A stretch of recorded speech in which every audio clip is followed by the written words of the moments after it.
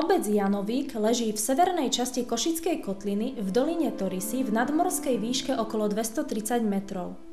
Prvý písomný doklad o dedine pochádza z roku 1330, kedy už patrila šľachticom a bovcom. V roku 1427 tu hospodárilo asi 20 poddánskych domácností.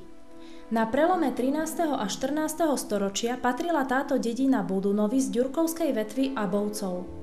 V písomnostiach 14. a 16. storočia sa vyskytuje pravidelne pod názvom Jan, ktorý nepochybne vznikol prevzatím slovenského osobného mena. Janovík bol malou dedinou a mal len poddánske obyvateľstvo. Sakrálnou dominantou obce je rímskokatolícky kostol.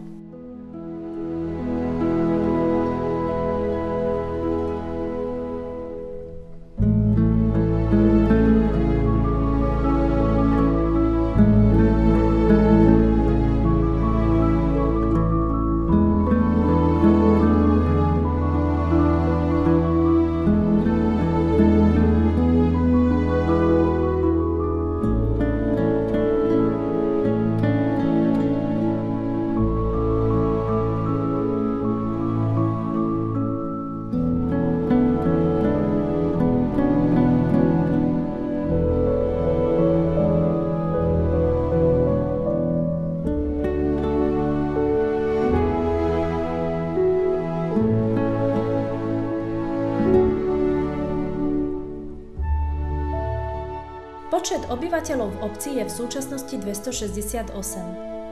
Administratívnym centrom sa stala budova obecného úradu.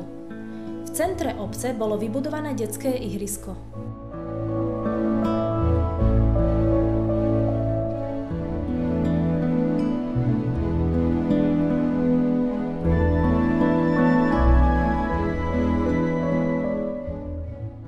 V obci sa nachádza ranč, v ktorom je umiestnených asi 55 prevažne súkromných koní.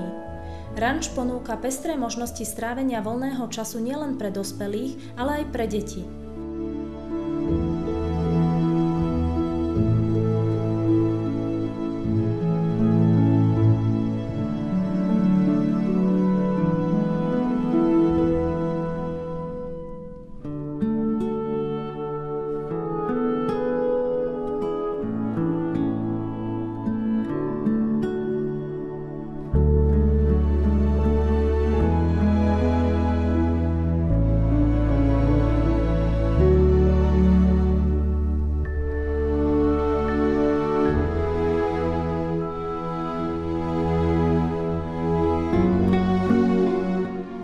Infraštruktúru v obci doplňa obecná knižnica a obchod.